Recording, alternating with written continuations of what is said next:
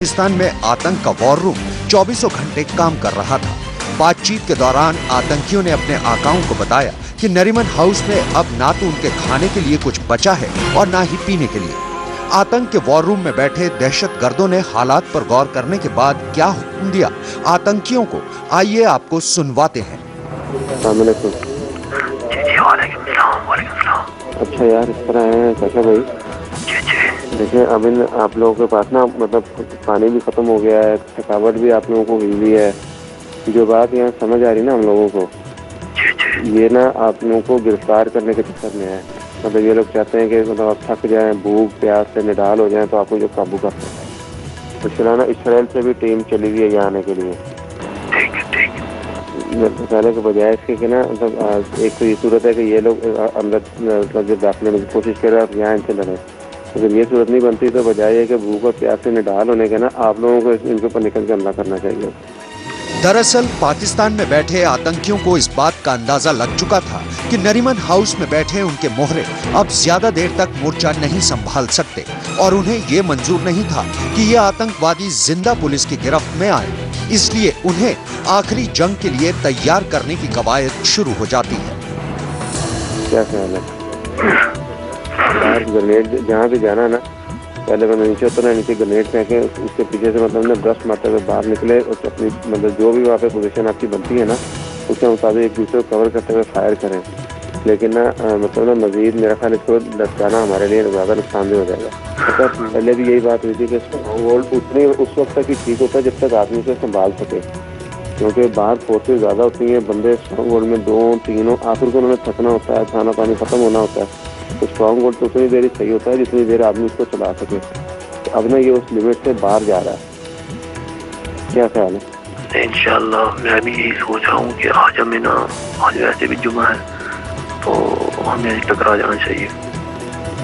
बस आप लोग ना अभी अपनी ना तैयारी करें, ठीक है? अपना वेपन चेपन रेडी करें। तो कहाँ उम्र? बैठा है पास। हाँ मतलब ना आप तैयार हो जाएं बिल्कुल, अज़कार वगैरह जो है उम्र से वो भी करें तो मतलब ना अल्लाह का नाम लेकर निकले इंशाल्लाह। आज हमारा यही नाम है। पाकिस्तान में बैठे वसी और दूसरे आतंकी कमांडरों को ये बात अच्छी तरह से मालूम थी कि इस तरह नरीमन हाउस से बाहर निकलकर लड़ने का मतलब है एनएसजी कमांडो की गोली का शिकार होना। लेकिन वो इस बात का जोखिम भी नहीं उठाना चाहते थे कि एनएसजी कमांडो के ऑपरेशन में उनके मोहरे जिंदा पकड़े जाए और उनकी साजिश का पर्दाफाश हो जाए। असल में आतंक के वॉर रूम में फैसला हो चुका था कि अब फिदायीन हमले का फरमान जारी किया जाए। आशीष खेतान, आज तक। तो अब तक आपने सुना कि पाकिस्तान में मौजूद आतंक के कंट्रोल रूम में नरीमन हाउस के आतंकवादियों के लिए फैसला ले चुके थे कि उन्हें बाहर आकर खुले में लड़ना है, यानी सीधे सामने वाले की गोली खानी और मर जाना, और उन्हें कोई फिक्र नहीं। बिल्कुल, उन्हें इस बात का इल्म था कि वो क्या करने आए हैं। पाकिस्तान में बैठे आका इस बात का कतई भी जोखिम नहीं उठाना चाहते थे कि जिन दहशतगर्दों को उन्होंने पाकिस्तान से भारत भेजा है वो पकड़े जाएं ताकि उनके साजिश का पर्दाफाश न हो जाए।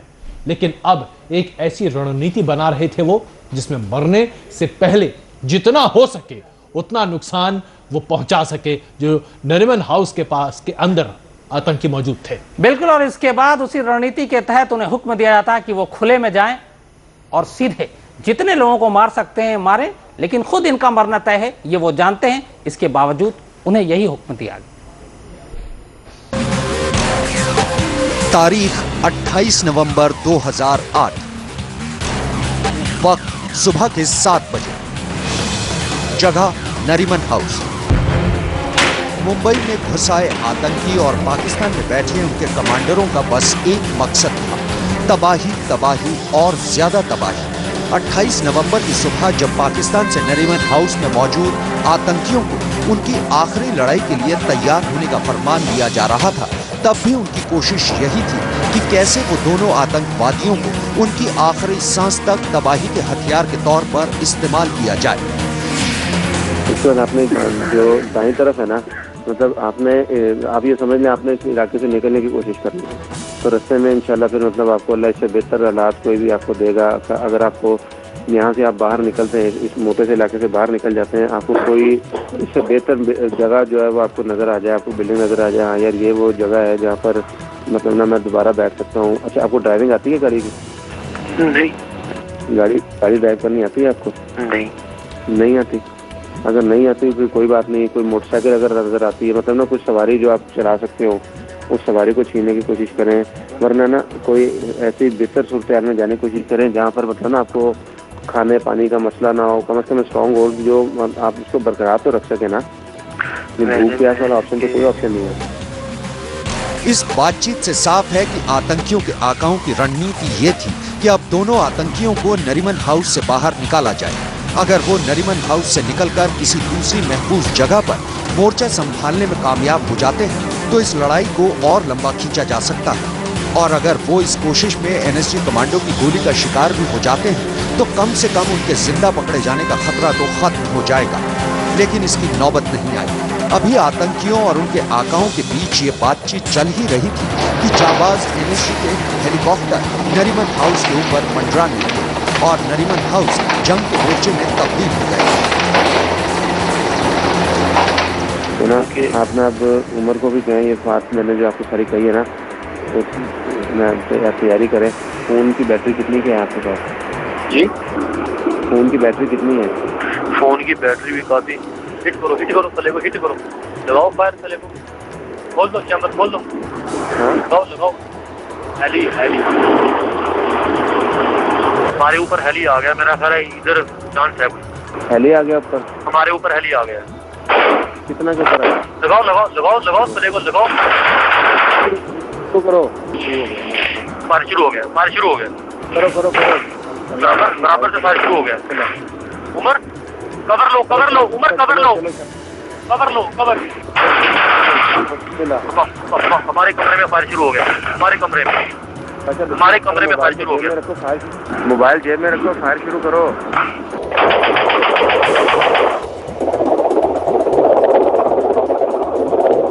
इस कमरे के पर्दे टूट गए हैं, दुआ करो हम कमरा छूटने में कामयाब हो जाएं। चलो हमारे लिए दुआ करें। अच्छा, गोलियां बचा के इस्तेमाल करो।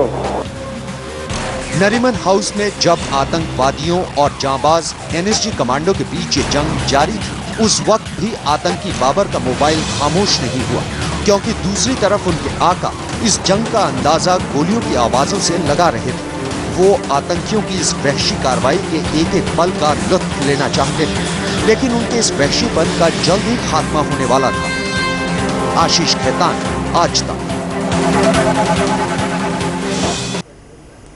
अगर आपने गौर से सुना होगा तो आपने ये भी सुना होगा कि आखिर में पाकिस्तान में बैठे आतंकी आका ये कह रहे हैं, जब वो ये बताता है कि फायर शुरू हो गई और अब हमारा चांस है, मतलब हम मारे जा सकते हैं, तब भी वो मौत का किस तरीके से मजा लेना चाहता था। वो कहता है कि जेब में मोबाइल रखो और फायर शुरू करो, मतलब तुम मरो, तुम जो भी करो, लेकिन तुम्हारी आवाज, तुम्हारी मौत की आवाज या सामने वाले की मौत की आवाज मेरे कानों तक जरूर आनी चाहिए। ये थी उनकी मानसिकता और ये थी सोच। बिल्कुल, और वो दरअसल ये एकदम ठोस तरीके से जान लेना चाहते थे कि जिन आतंकियों को उन्होंने मुंबई में दहशत फैलाने के लिए भेजा था उनका खात्मा हो चुका है।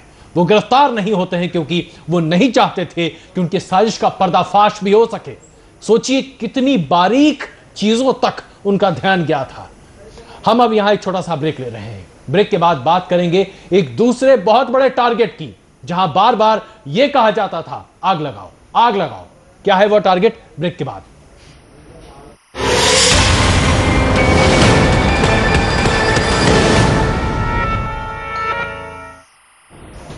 हम आपको लगातार सुना रहे हैं वो आवाजें जो आपको बता रही हैं कि किस तरह से मुंबई में 3 जगहों पर एक के बाद एक लगातार आतंकी एक के बाद एक लोगों को मार रहे थे, दहशत फैला रहे थे।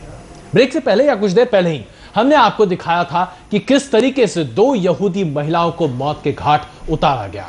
उनकी चीख सुनी फोन पर पाकिस्तान में बैठे आकाओं ने, लेकिन उनका क्या, जिन लोगों ने उन महिलाओं को मौत की नींद सुलाया था, अब उनकी भी तबाही का मंजर है। जी हां, हेलीकॉप्टर पहुंच चुका है वहां पर, कमांडो नीचे उतर रहे हैं, ये लोग अपने बचाव में आगे बढ़ रहे हैं। और जैसा कि शम्स ने आपको बताया, पाकिस्तान से आकाओं ने कहा मोबाइल फोन जेब में रखो और फायरिंग शुरू करो, यानी कि उनकी भी चीख ये सुनना चाहते थे। चीख का ये जो सिलसिला है कैसे आगे बढ़ेगा बताएंगे आपको, लेकिन उससे पहले शम्स। बिल्कुल, हम वो जरूर बताएंगे, लेकिन उससे पहले आपको बताऊं कि अभी तक नरीमन हाउस और ट्राइडेंट की कहानी आपने सुनी। मुंबई की तबाही की मुहिम में आतंकवादियों का सबसे अहम निशाना था ताजमहल होटल। हमने अब तक आपको नरीमन हाउस और होटल ट्राइडेंट में मौजूद आतंकवादियों और पाकिस्तान में मौजूद उनके आकाओं के बातचीत के बारे में सुनाया, लेकिन पाकिस्तान के उसी वॉर रूम से होटल ताज में भी मौजूद चारों आतंकवादियों को मिल रहे थे फरमान, और ये फरमान थे इन तमाम फरमानों से और भी ज्यादा खतरनाक। बिल्कुल, उन्हें बताया जा रहा था बार बार कि ताज होटल को किसी भी तरीके से आप निस्नाबूद कर दो। उन्हें यह बताया जा रहा था कि इस होटल में मशहूर हस्तियां मौजूद हो सकती हैं और इनमें कोई बड़ी शख्सियत भी हो सकती है। इन शख्सियत को अपनी गिरफ्त में लो, क्योंकि उसके बाद ही तुम बच सकते हो। उन्हें यह बताया जा रहा था कि किस तरीके से उनका एस्केप रूट भी तैयार किया जा सकता है, लेकिन क्या वाकई में एस्केप रूट था या नहीं, सुनिए जरा ये बातचीत। तारीख 27